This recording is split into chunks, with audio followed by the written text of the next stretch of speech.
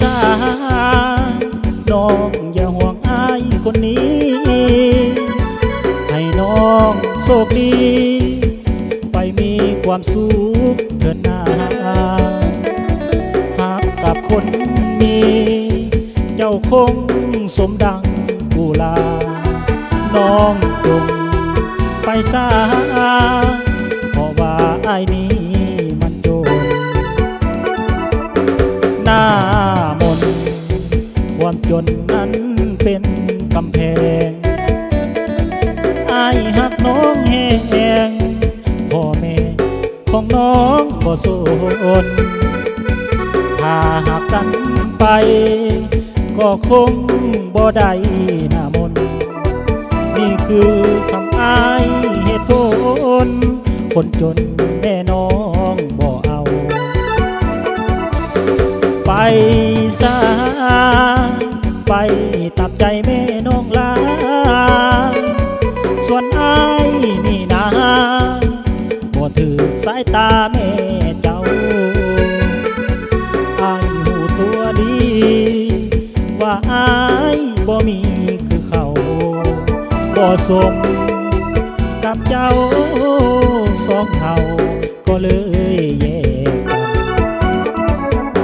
โชคดีจงมี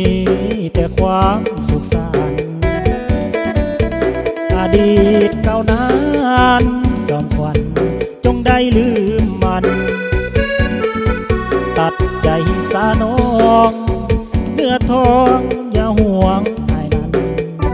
พอดวันน้องเข้าพาควันอายสิกันน้ำตามา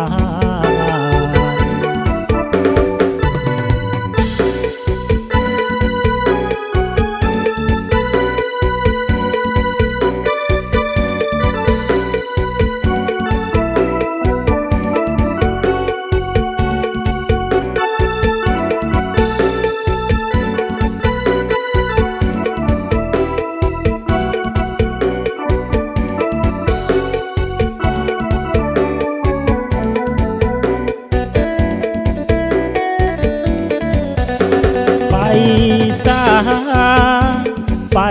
ตามใจแม่น้องลาส่วนอ้ายนี่นาบ่ถือสายตาแม่เจ้าอ้ายหูตัวดีว่าอ้ายบ่มีคือเขาบ่สมกับเจ้าสองเฮาก็เลยแยกกันโชคดีจงมี